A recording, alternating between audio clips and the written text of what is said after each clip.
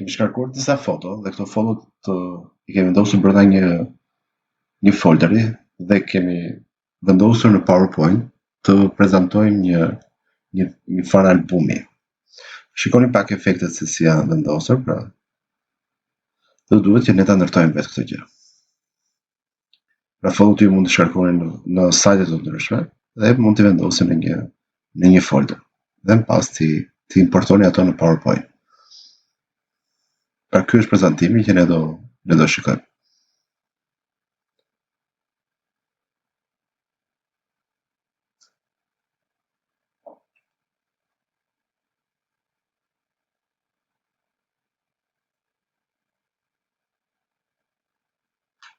Atëre, po bëj CTRL dhe A për të selektuar komplet elementet. Më pas nga menuja design, po ndryshoj pak ngjyrën e slide-it, po bëj pjesa solid, po marr një gri të zëm.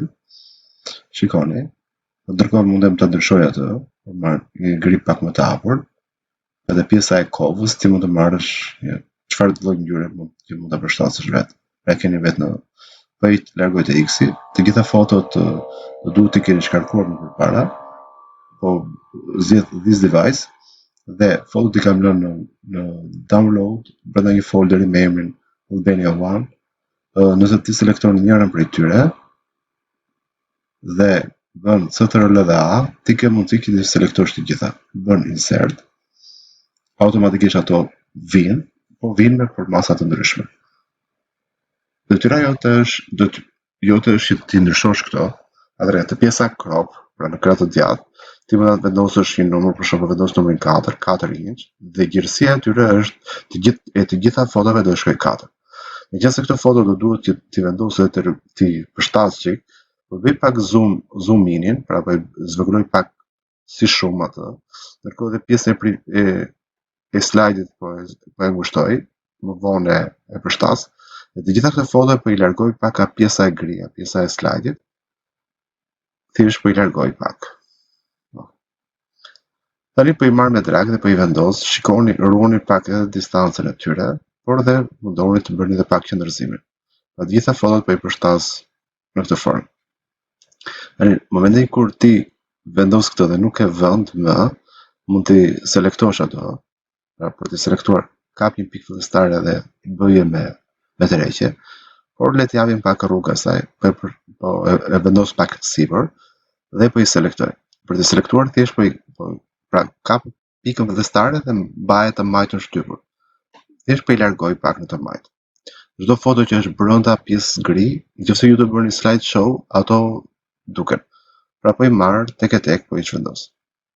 Orientoni pak mirë me pjesën e shigjetave, ato konturat e kuqe që dalin, sepse ato janë shumë të mira për të orientuar.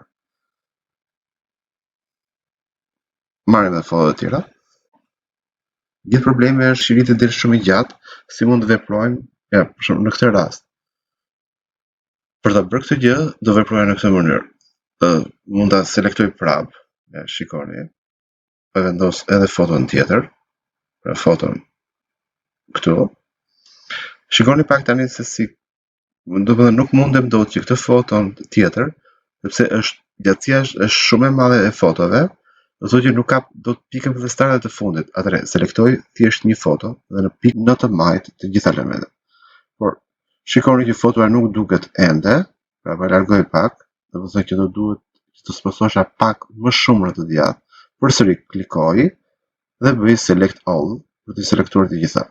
Pra vendos në të majtë dhe foto më e vendos. Tani, megjithatë foto do duhet të selektoj përsëri, po i selektoj përsëri CTRL dhe A, dhe nga tastiera mund të bëj CTRL G ose shkoj dhe bëj një grup. Pjesa e grupit ka kuptimin që ti mund ta bësh një foto unison atë, domethënë kur ti ta zhvendosësh, thjesht e kap nga cila pjesë të duash dhe ato zhvendosen të gjitha. Po i zhvendos tani të komplet të majt, pra po shkoj te fotoja e flamurit të Shqipërisë. Thjesht me drag, largohem, po e vendosim të majt. Pra po e vendos këtu. Nga menuja insert mund të marr një shapes dhe po marr një formë ovale. Mund të bëj një hapje të saj bëj një hapje dhe kjo figurë ka edhe pjesën e fillit dhe pjesën e outline-it. Po e ul në pjesën e poshtme, pra sepse kjo do duhet që foto të marrin formë arkimi, atëherë kjo do jetë si pjesë e sipërme e fotos. Atëherë po e ul pak poshtë, dhe që të marrë edhe pjesën e arkut fotoja, por që mos më prishi punë kjo lloj ngjyre, do duhet që pjesës fill do të jap fix ngjyrën që ka background. Atëherë thjesht klonoj ngjyrën e backgroundit. Gjë tjetër që duhet të largoj është pjesa e no outline-it, pra po bëj no outline. Tani mund të bëj kësaj CTRL dhe D, që mund të bëj një duplikant të saj, ose mund të bëj edhe CTRL C një kopje. Atëherë po e bëj drag për ul në pjesën e poshtme, dhe kësaj po i lë një farë arkimi, dhe po i bëj pak më të madhe këtë. Pra i ta marrim më të gjatë pjesën e konturës, që mos të duken ato pjesët ansore. Tani çfarë mund të bëj tjetër? Çfarë mund të shtoj? Nga menuja insert mund të shtoj edhe një tekst. Pra shkoj në menun insert dhe marr një text box. Atëherë shkoj tek inserti, shikoj ku është pjesa text box, bëj një hapje të saj dhe me text boxit mund të luaj sa të dua. Si mund të shoj tekstin, mund të vendos mallësinë e shkrimit, e vendos fjalën Albania, po vendos font size-in, mund ta qëndrëzoj atë, center, mund ta marr me drag dhe shikoni konturat. Mund të shoj llojin e fontit, pra font family. Mund të marr tani një tekst tjetër që të jetë në pjesën e poshtme. Për efekt të shpejtësie, unë po e marr vetëm thjesht emrin status. Por kjo pjesa status mund të jetë përgjithsisht një emër, një status e një foto, çfarë mund të doni. Atëherë vendos fjala status. Dhe këtë mund ta qëndrëzoj, mund të ndryshoj edhe font size-in, mund të ndryshoj edhe font color, pra shikoni vetë çfarë mund të bëni. Pra po marr një lloj shkrimi që mund të jetë për shembull me shkrim me dorë, pra me dorë. Shikoj që nëse përshtatet ose jo. E shikoj që nëse nuk përshtatet, po ndryshoj fontin, apo ndryshoj një font prapë. Marr një lloj tjetër. Okej. Tani detyra jonë është që ne mund të luajmë tani me pjesën e slide-it, mund të bëjmë duplikantin e saj. Për të bërë duplikant mund të bëni me nga tastiera CTRL dhe D.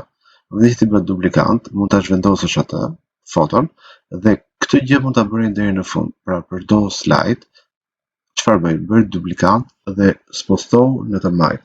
Bëj duplikant, spostohu në të majt. Vetëm mundoni që të luani me pjesën e konturave, pjesën për këtë jetë pak a shumë unison ajo, mos të prishet forma. Pra bëni deri në fund këtë gjë. Le të shtohen, për shembull mund të shtohen 12 ose 13 slide. Punoni me CTRL dhe D, që është duplikant, ose klikoni me djathtë e mouse-it për të bërë duplikant. Tani mund të ndryshojmë emrin e statuseve nga status 1 deri në fund, pra ndryshojmë rename-it e tyre.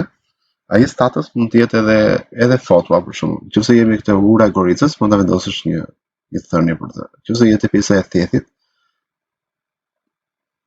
selektojmë të gjitha këto. Për të selektuar të gjitha, zgjidh CTRL dhe A. Dhe në pjesën e efekteve, si merr një morph.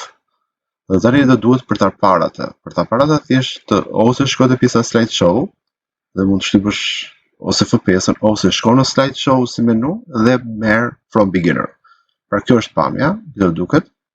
Ti mund të luash me butonat, pra ose mund të lëvizësh me mouse-in, ose mund të lëvizësh me butonat majtas djathtas. Shikoni kjo lloj forme. Për shembull, është pjesa e magalemit, ti mund të vendosësh një status në lidhje me magalemit. Për shembull, kjo është gjirokastra, do të thonë mund ta shkruash status të re, mund të jetë gjirokastra. Ose është pjesa e thethit, shkruan pjesë theth dhe pak a shumë kjo është një tip template që ti mund të ndryshosh çfarë duash. Po mund të vendosësh edhe fotot në të. Pra mund të ndryshosh fotot më pas.